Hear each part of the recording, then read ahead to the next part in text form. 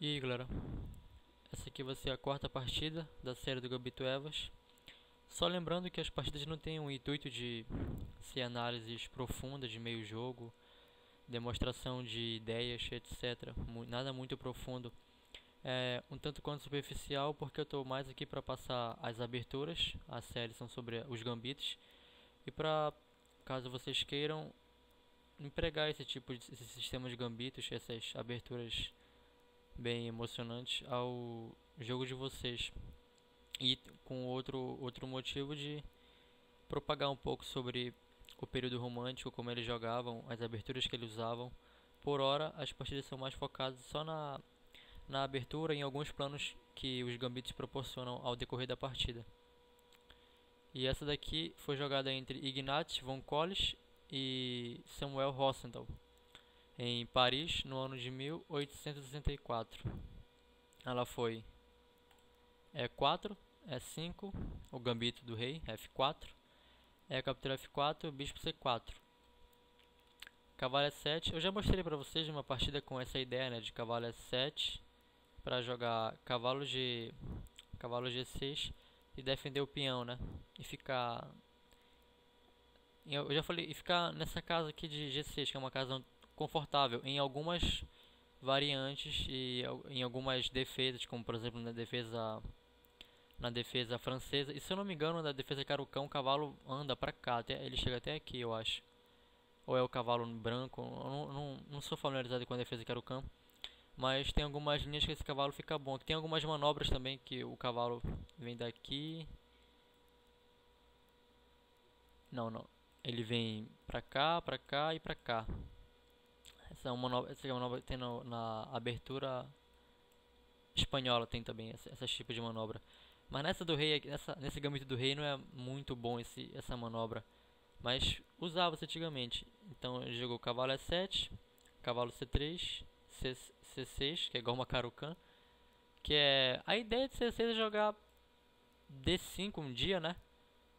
Ele fez isso sem sacrificar o peão de B, né? Pra trazer o bicho pra jogar C6, jogar D5. Ele fez sem dar o peão de B. Só que ao decorrer da partida vocês vão ver que ele não jogou o D5, então ficou meio no ar, né? Meio avulso esse lance C6. Foi uma perda de tempo. E esse tipo de lance C3, F3, F6, C6 para apoiar essas rupturas no centro, eu não gosto muito porque eles matam a casa natural do cavalo, né? Eles obstruem a casa natural do cavalo, que é F6, F3, etc. Eles tapam o cavalo, então eu não acho um lance muito confortável de se fazer. Pelo menos nas linhas mais usuais, né? Nas aberturas mais naturais, eu não vejo muito por que fazer o tipo de lance desse. Mas ele fez. Então, seguiu dama E2. Também não tem muito por que fazer esse lance uma hora dessa. Tira logo a dama no início. Então, negras responderam G5, defendendo o peão. H4. G5 já debilita de cara, né, a ala do rei. O bispo pode ficar na grande diagonal, mas era se for para fianquetar o bispo, né, mas antes de fazer um fianqueto normal, que é jogar G6. Mas ele jogou G5 para defender o peão de F4. E aqui as brancas foram espertas e atacaram logo essa ala do rei, jogando G4. É um lance bastante forte. Cavalo G6, fazendo a manobra, executando a manobra e defendendo o peão de F4. D4, enfim, né, ele gastou vários tempos aqui, poderia ter usado para jogar direto D4. Após jogar cavalo E7, ele já poderia jogar D4 direto, mas ele jogou vários tempos. E aí, após cavalo G6, ele jogou D4, pegou o centro. Cavalo captura H4, e aqui vem um lance bacana que é torre captura H4, com a ideia bem simples de, após G captura H4, deixar de novo aquela formação muito estranha, muito debilitada, né? Os peões completamente isolados e dobrados, né? Então, uma estrutura de peão muito deplorável aqui. Então, bicho captura F4, e as brancas têm uma iniciativa muito boa aqui. Vale a pena jogar esse tipo de posição contra a máquina, tentar treinar, né, esse tipo de posição contra a máquina, que é pra ver se tu tá aprendendo temas de ataque, etc. Pra exercitar, é uma posição muito bacana para exercitar contra uma enguinha assim um pouco forte. É muito interessante esse tipo de posição, estudos nesse tipo de posição, onde tu sacrificou uma peça, mas tem uma iniciativa muito forte. Então aqui ele jogou bispo G7. Jogando bispo G7, né, colocando na grande diagonal, que é um dos planos de jogar o G5, ele permite a entrada do bispo branco, do bispo das casas negras, do bispo branco das casas negras, entrar em D6 e entrando em D6 ele atrapalha completamente o desenvolvimento negro. É um lance muito forte. Ele prende o rei no centro, ele prende o rei negro no centro, atrapalha o desenvolvimento negro todinho. O cavalo só tem uma casa para sair. O bispo está preso, a torre, né, também está presa. Então é um lance muito forte. Então tirar o bispo dessa diagonal, o bispo negro, debilita muito a posição negra. Então não foi um lance muito bacana fenquetar o bispo. Aqui ele poderia jogar D6 também, né? Impedindo que o bispo chegasse a essa casa, já que está defendido pela dama. Abrir o bispo, abrir o cavalo, seria um lance natural, né? Desenvolvimento. Só que levaria grande roque, já que a ala do rei branco também não está lá, essas maravilhas de defesa, então seguro. Então ele faz o grande roque, bispo D7, tudo lance natural. Torre F1. Sacrificou uma torre, então ele vai usar a outra torre, né? Rocou grande para puxar outra torre pro jogo e atuar por esse ponto, né? Por esse ponto de ataque. Esse raio X aqui tirando o bispo, fica a torre e bispo no ponto de F7. Então é um lance forte e não é difícil de ver também. Dama E7 para defender tudo aqui. E5, já que eu tô com 4 das peças desenvolvidas, né? O rei seguro, falta só desenvolver o cavalo. O centro é meu, tenho o par de bispo, já tudo desenvolvido. Tudo está tramitando para o ataque, eu vou romper o centro agora. D5, não é muito confiável deixar esse centro aberto, então eu vou fechar ele. Tentar atrapalhar o bispo branco, né? Obstruir as casas dele, né? Tirar um pouco do potencial dele. E aqui vem esse lance bacana, que é bispo captura D5. Sacrificou uma torre, agora dá um bispo. Após ser captura D5, cavalo captura D5. Mais um sacrifício por iniciativa. Agora tu tirou um monte de peão central. A ala do rei está destruída. A ala da dama não tem mais muito peões. O centro está livre. Os peões de D e E estão móveis. As tuas peças estão bem melhor coordenadas. Então o ataque aqui é quase imparável. Porque após dama D8 para tirar do ataque, leva cavalo F6 cheque, rei E1, desculpem, rei E7, bispo B5, essa sutil ameaça aqui, né? Pegando rei e dama, bispo G5. Aqui tem bispo H6, aqui é necessário bispo H6, desviando o bispo dessa diagonal, porque leva cavalo D5 cheque, rei D5 e bispo captura. Porque se ele não quiser desviar o bispo, jogar por um exemplo aqui, um lance qualquer, cavalo C6, leva dama C4, de novo com aquelas ameaças no ponto de F2. Bispo C8, tentando trazer a dama, tentando colocar a dama pra defender. Claro, dama D4 também tem essa ideia, né, de jogar C5 também para dar mate, também tem essa ideia aqui.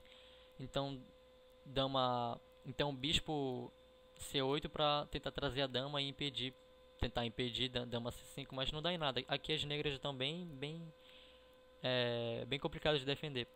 Após dama C5 cheque, rei E6, D5, tem que fazer esse lance triste, entregar a dama. Dama captura D5, rei E7, dama D6 mate. Então aqui a posição já estava muito degradada para as negras. Não dá muito de defender. Logo na abertura, numa transição de abertura para meio jogo, tu já chega no meio jogo perdendo já. Bem bacana o que o gambito do rei proporciona, né? É um gambito bem ativo, tem que jogar com bastante atividade.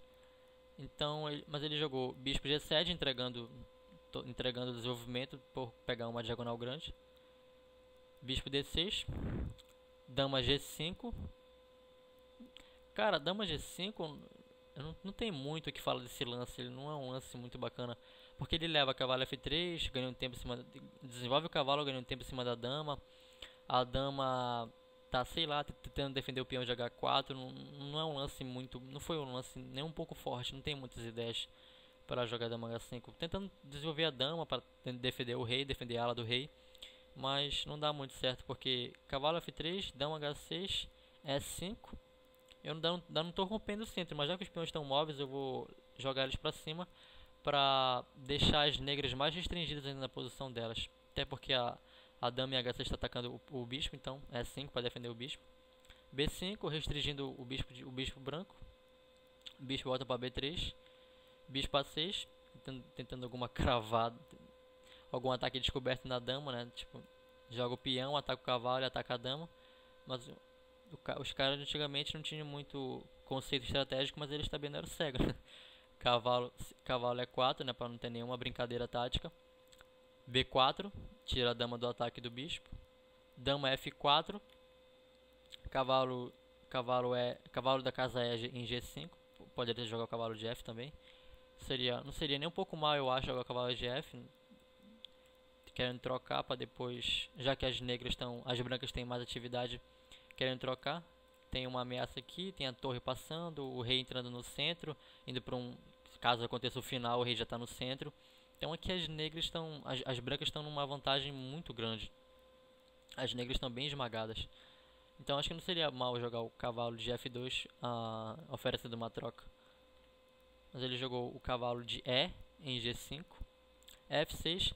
E aqui ele jogou cavalo F7, que também arremata a partida. Mas ele poderia jogar também E captura F6. Após dama captura, dama E3 cheque, rei F8. Dama C4, se tirar a dama do ataque, eu estou ameaçando a dama com o cavalo, né? Então se tirar a dama, que seria uma coisa natural, leva F captura bispo, né? Em F7, e esse é um cheque. Rei captura G7, dama G5 cheque, rei F8, dama F6 cheque, rei E8, bispo F7 cheque, rei F8, bispo H5 cheque descoberto, rei G8 e dama F7 mate. Então ele teria sim que fazer esse lance bem triste de entregar a dama. Dama captura F6, cavalo captura, bispo captura, dama H6 cheque, volta o bispo, cai o peão de H4. Estou ameaçando o mate lá em D8 e tá aqui, né? As brancas estão completamente ganhas. Então capturar o peão capturar F6 não seria um lance mal, seria uma das formas de arrematar a partida. Tem várias aqui. Mas ele preferiu seguir com cavalo F7, ameaçando a torre sai do ataque. E6, aqui ele de novo teria E captura, dama E4 cheque, rei D2, bispo captura F6, crava a dama, ganhando a dama. Olha, aqui, se tu for observar, querer olhar só para o material, né? Temos duas torres por uma dama, bispo por bispo, bispo por bispo, cavalo por cavalo, e as negras têm um peão a mais. Só que, deixa eu desmarcar a galera aqui colorida, o carnaval. Só que os peões negros, eles estão muito estranhos. Presta atenção. Dobrados, isolados, várias ilhas de peões. Eles estão muito separados, dobrados, isolados. Eles estão muito estranhos. Eles estão fracos, débeis. E mais, além desse ponto fraco no jogo branco, no jogo negro, desculpem, o cavalo, coitado, né? O cavalo negro não tem casa para sair, muito menos a torre. Então, tecnicamente, tem duas torres a menos as negras. E as brancas têm bem mais atividade. E o rei está um pouco melhor colocado, um pouco mais seguro, eu diria, do que o rei negro. E tem aquele negócio que eu já falei pra vocês, tem aquela coisa, né? São humanos, não são máquinas. Então, o cara que está com a dama no lugar das duas torres, ele está sim bem mais confortável. O cara que está com as duas torres, ele tá um pouco abatido, porque ele preferiria ter sim a dama do que duas torres. Isso é algo da mente do homem, ele prefere ter duas torres. E também aqui está perdido, porque após cavalo G1, manobrando o cavalo e ameaçando capturar o bispo de F6, tira o bispo, troca, rei captura 7, cavalo cavalo E5, ele está tanto tapando a torre de voltar quanto ameaçando a casa de F7. Eu poderia capturar de cavalo, de peão, que tanto faz, mas pode querer arrematar logo a partida jogando cavalo F7, desculpa, dama F7 cheque, rei D8, dama F6 cheque, rei C7, cavalo F7, ameaçando tanto aqui quanto aqui. A torre volta para defender, mas tem em D6 cheque. Rei C8, dama C5. Eu estou ameaçando várias coisas aqui, bispo, peão, já que está cravado, né? Qualquer lance aqui que as negras fazem perde. Por exemplo, D5, leva bispo, captura D5. Se ameaçar a dama, eu deixo fazer, porque eu estou ameaçando o mate, né? Em vez de tentar atrapalhar aquela coroação, eu vou dar mate logo. Dama, H captura G1 e promove dama, coroa dama, mas leva bispo B7 cheque, rei captura e cavalo D6 mate, um cavalo de dama, um bate de dama e cavalo. Então aqui estava perdido já para as negras.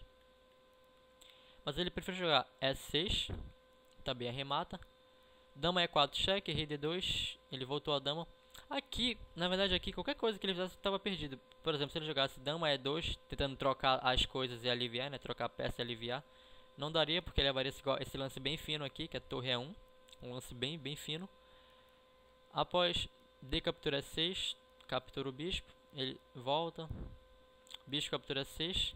Olha como o rei negro está bem comprensado ali. Se aqui cavalo A6, um lance qualquer, cavalo captura H4. Eu estou entrando em F5. Torre G7, ameaçando capturar o cavalo e ganhar um cavalo e um bispo por uma torre. Eu volto o bispo. Rei D7, cavalo F5, torre captura, bispo F4. Porque aqui a torre está presa, não tem o que ela fazer mesmo. Para onde ela for, ela cai. Ela vem para cá, troca tudo, ou cai o cavalo. E agora eu tenho 2 bispos por um bispo. Tá completamente canho aqui as brancas. Então, isso se ele quisesse trocar a torre, né? Mas se ele jogasse, por exemplo, D captura E6, um outro lance qualquer aqui, levaria a torre E1. Se tirar a dama, torre captura E6 cheque, rei D7, torre E7 cheque, rei C8, torre C7, mate. Então não tinha o que fazer aqui. Então ele jogou dama G6, levou de novo torre E1. A torre está sempre entrando e o peão de E está sempre ameaçando capturar o peão de D7. Bispo H6 cheque, volta o rei. Esse lance aqui nada a ver. Sei lá, ele já estava acho que zoando já. Jogou bispo E2. Aí leva a torre captura e aqui, após cavalo H6, as negras jogaram cavalo H6. E após E captura D7, as negras abandonaram. Mas seguiria rei captura D7, torre E7, E8. Bispo E6, checkmate. Bem bonito checkmate. Após sacrificando uma torre, ele levou esse mate de 2 bispos aqui. Tem muitas peças. O meio jogo aparentemente é complicado, mas se tu passar a partida ou jogar ela online ou contra um motor de xadrez, vocês vão ver que é bem simples. Se vocês jogarem com calma e calcularem linha e calcularem algumas linhas aqui, é uma abertura bem simples. O motivo de ter muitas peças e aparentar ser complexo esse meio jogo é meio ilusório, não é muito complexo esse meio jogo aqui. É bem fácil. O gambito do rei ele é um gambito bacana. Hoje em dia tem várias refutações, né? Dá para refutar de várias formas, recusando, obviamente, não deve aceitar ele. Então hoje em dia tem vários antídotos contra ele, dá pra superar ele de forma bem fácil, né? Refutar ele. Mas quando se aceita ele, sempre acontece esse tipo de partida bem emocionante assim. É confuso, não é fácil de entender, mas vale a pena jogar esse tipo de abertura com gambitos. Vale muito a pena ainda. Claro, pra elo top, né, os grandes mestres, eles não fazem isso porque pra todo gambito, né, pra todo veneno há um antídoto. Há uma forma perfeitinha que os motores já mostraram de como refutar cada um deles. Só que se tu for jogar considerando que tu não vai jogar a nível de grande mestre, né, a nível top, tu pode empregar isso aqui contra qualquer jogador. Ele sabendo ou não como refutar, é bem interessante tu forçar partidas assim, aberturas assim, e tentar fazer obras de arte como aconteceu antigamente. Então é isso aqui, é isso aí, galera. Até a quinta partida.